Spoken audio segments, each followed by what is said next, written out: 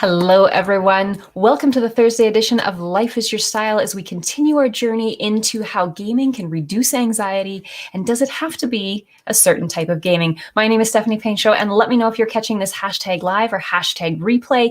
Tonight, we are going to talk about gaming, creating a flow state, and how that can help to reduce anxiety. So remember to check out Jane McGonigle's book research in Super Better. This is the inspiration for our conversation tonight. She has all of the details and the information that you need here. She also has an app. Shoot me a message if you want to learn more about that. And on a quick side note, you'll notice the new hashtag 7-Day Blitz. I learned so much during the 14-day challenge with Ray Higdon that I decided to join the 7-day an intensive 7-day social media challenge with Ray's wife, Jessica. So huge shout out to Jessica Higdon for sharing her knowledge and inspiration and insight with us. And on an exciting note, it's Thursday. Our founder, Laura, always goes live every Thursday at 4 p.m. Pacific Standard Time. And she was talking about convention. And today she actually had Ray Higdon on her live at 4. And so it was exciting to hear him talk about what he's going to share with us at convention. So looking forward to our convention, and so wish that I could be in Orlando to attend this live and to meet everyone and to see Ray speak to everyone. But I am so very thankful for the virtual conference option. So I also wanted to say that this is Thankful Thursday, and I wanted to do a shout out to each of you that are watching tonight, to those of you that leave comments, that are joining me on this journey into live video and learning more about social media. Please know that your support means a lot to me, and I very much appreciate you joining me on this journey. And thank you so much for your comments and your encouragement and your messages. I really do appreciate that, because going live is not easy. It does cause some stress and anxiety. So I hope you find value in these videos, and let's dig into tonight's topic. So we are focusing on ways to help to manage anxiety.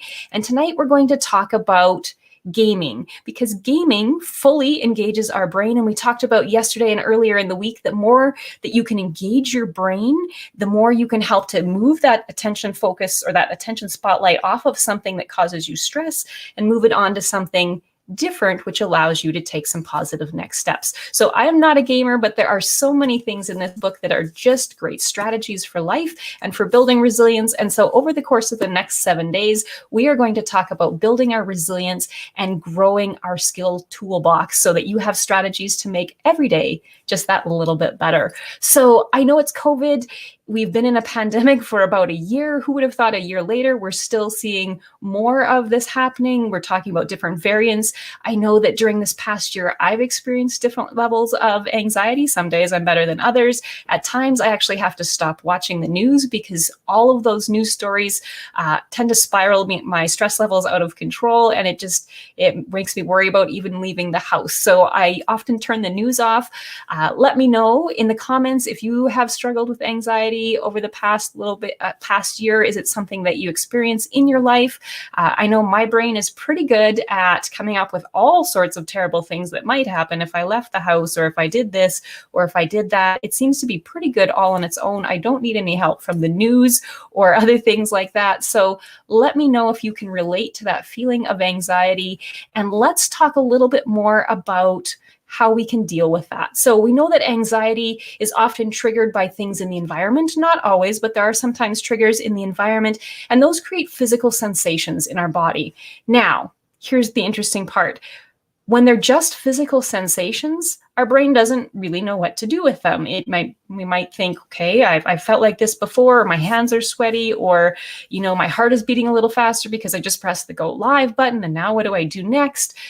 The challenge or this stress comes, and the anxiety comes when our brain gets involved and we start to actively imagine what are all of those worst case scenarios. So when we start to create those stories in our head and we start to make things up, or we start to think of previous experiences that are creating that stress, then we tie that to the physical sensation, and that increases our anxiety overall. So it starts with physical sensations. We tell the story that creates the stress and anxiety. That starts to spiral, right? One thing leads to the next, and soon we're feeling a lot more stressed or anxious than we were before.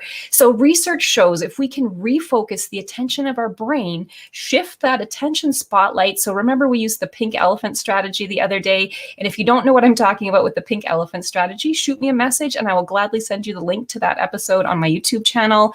But what we can do when we refocus that attention attention spotlight is we can break that cycle of thinking temporarily, and it gives you a moment to take a breath and find some positive next steps that shifts you out of that stress cycle and gets you refocused and moving on.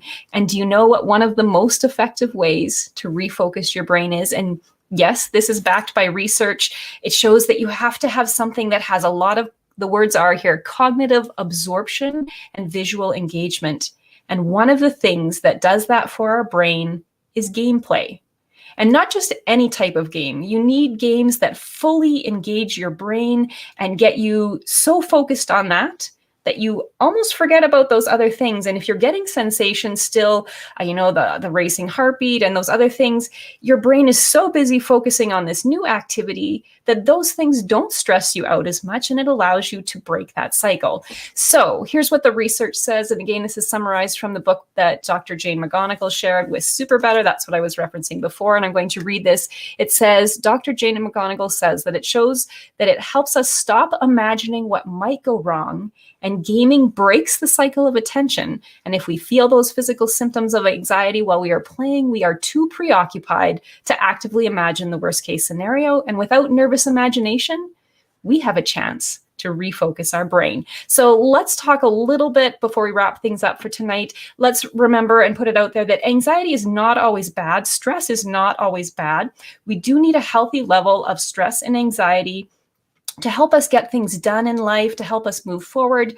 But the challenge is when stress or anxiety gets to a point that you can't move forward and you get stuck in that negative cycle of that negative thinking cycle, you get stuck in that loop and the anxiety is just building and spiraling out of control. That is no longer healthy. And we need strategies or people that can help to support us with strategies to step out of that. And one of the ways we can do that is play a game that will engage your brain. And again, like I said before, this is not just any type of game. It has to be one that fully engages your brain in what's called a flow state.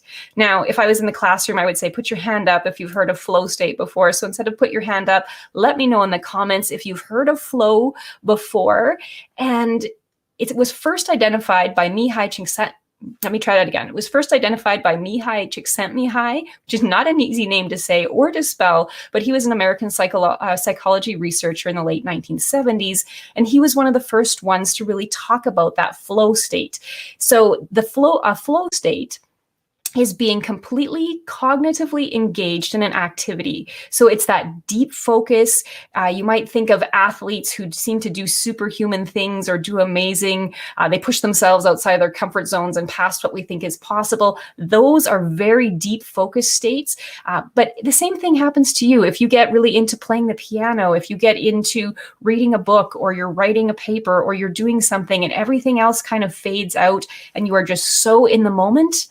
That is a flow state. That means your brain is fully engaged in that activity. And there are so many interesting things about flow state. That is an entirely different episode. So probably later in this 7-day challenge, we'll talk a little bit about flow state and how you can use that to your benefit.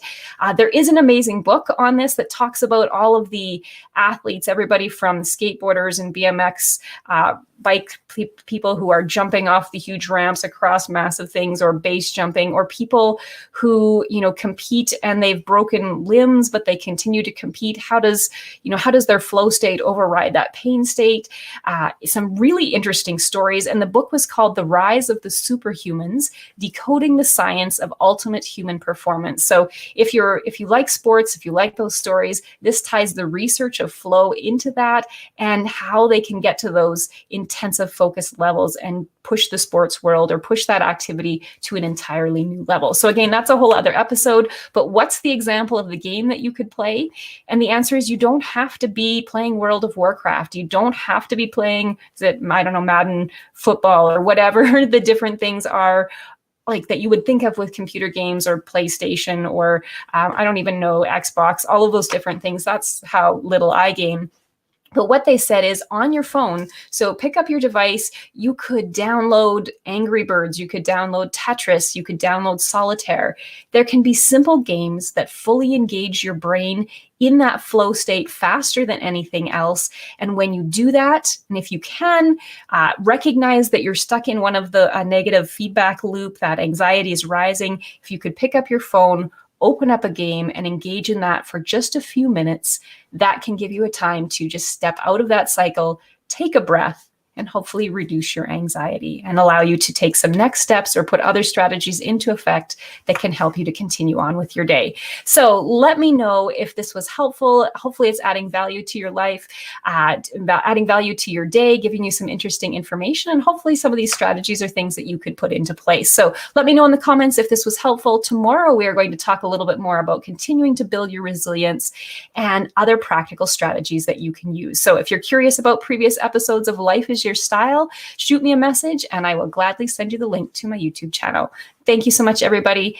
Happy Easter weekend. I hope that you have an amazing weekend. I hope that you're able to connect with family and friends in safe ways, whether that's outside for a visit or virtually through Zoom or Teams or whatever tool that you use. I wish you a wonderful weekend, and I will be back tomorrow with a quick update for day 2 of the 7-day blitz. Take care, everybody. Good night.